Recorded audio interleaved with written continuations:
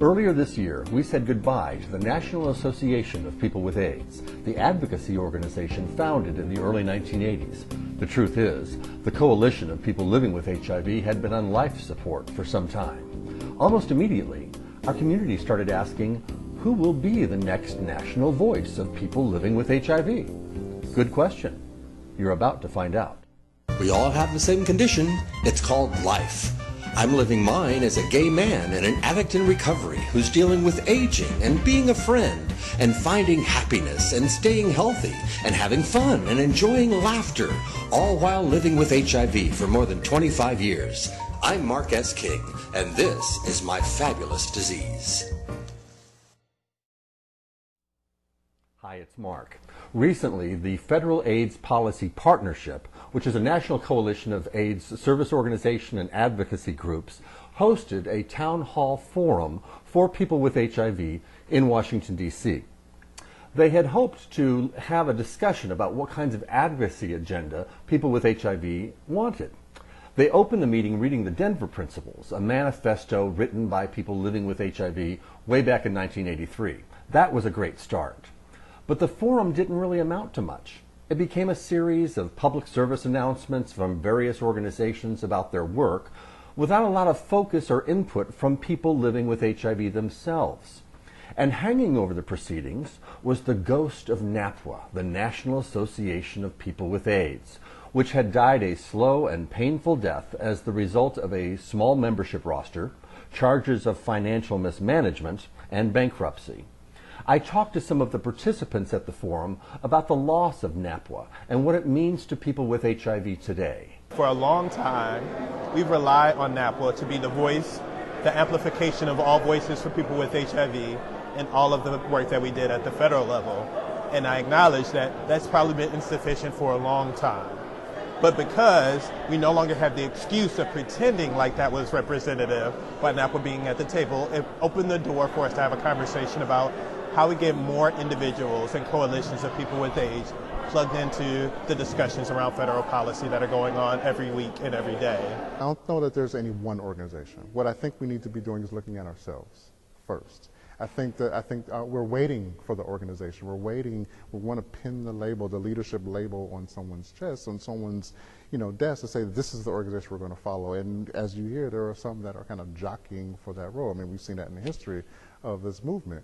But I think we're not investing enough in people, in organizations, and just grassroots coalitions. I'm from Colorado, and so I have to go back and I have to be able to talk to people about what we learned here and what it's going to mean about how they can advocate and how they can be engaged in advocacy in the state, at their local level, and if they want to at the national level.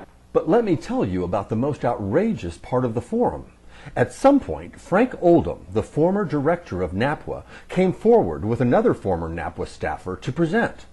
Would Frank finally provide some explanation as to why NAPWA owed more than $750,000 to creditors when it filed for bankruptcy? Would he take responsibility for the mismanagement? Would he explain why bankruptcy documents indicated that he personally owed NAPWA more than $80,000? Hell no. He was there to promote Positively Healthy, a new advocacy group of people living with HIV, of which he and several other former NAPWA folks serve on the steering committee. No, I am not kidding. Let it never be said that living with HIV doesn't take balls.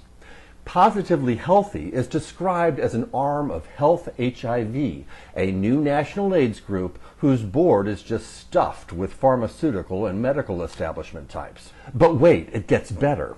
The director of Health HIV has said in an interview basically not to worry that these NAPWA folks are involved with them because he thinks they're really good advocates, and besides, he won't let them get anywhere near the money. Quote, "Why wouldn't we want to give them the opportunity to do this?" he asks. Because they drove a multi-million-dollar AIDS agency into the ground, into bankruptcy? Because they betrayed the trust of thousands of people living with HIV who were their members? Because we demand more of our leaders, whether they're living with HIV or not? How bad can the judgment of Health HIV be, really? I can just imagine the conversations between Health HIV and Frank Oldham, who I will now dramatize in a completely fictitious conversation. Thanks for calling Health HIV. We're not NAPWA, but we'll sap ya. Oh, Frank Oldham. Yes, yes. Yes, I know you're still the leading voice of people with HIV. Yes, you always mentioned that. Look, we've kicked around the idea around here, and we'd like to invite you aboard our steering committee. Yes. No, it doesn't pay anything. No, doesn't pay anything. Well, that we can talk about. But hey, speaking of that, we're just going to kind of keep your hands off the financial end around here. Yeah, that might be best. Well, as a matter of fact, we talked about it, and we think it's best that Sheila from accounting handled the donation for our AIDS Walk team. Yeah. Well, you know, she's a great girl, and she doesn't owe her former employer $80,000. Yeah. But it's all good, Frank. We love you. Oh, one more thing. You know, when you were here the other day, you know how we were chatting in the break room? Yeah. Well, you know, we have that bowl there that we use to take donations for our coffee, you know, to get more Starbucks. Well, funny thing, I will admit that I didn't know much about the Federal AIDS Policy Partnership, the coalition that hosted the town hall, but I sure found out more the next day when I attended one of their group meetings. A very impressive roster of every agency imaginable serves on this coalition. Everyone from nurses and AIDS care to Planned Parenthood to various HIV-specific agencies. I heard great presentations about the future of the Ryan White Care Act when the Affordable Care Act goes into effect. The jury is still out on that, basically. As well as how we as people with HIV will navigate all the new changes with Obamacare. The short answer is this: get yourself educated, and the best place to start is HIVhealthreform.org. Bookmark that site right now and check it out. But that brings us back to that question: who is the voice of people living with HIV? And that answer is actually really simple. The answer is you. You have been, and always have been, the voice of people with HIV, but that means you have to get involved, and I'm going to make it really easy for you. Take a look at these websites. Just look at these national groups that would love to include you on their mailing lists or in their roster of membership. The Positive Women's Network United States. GNP Plus, the global network of people living with HIV. They also have a North American section. The Sero Project, which has done work specifically in criminalization, but is broadening their focus. And the Campaign to End AIDS, a terrific organization that has been around for a number of years. Since the demise of NAPWA, these groups have stepped up their efforts and are working more collaboratively than ever before.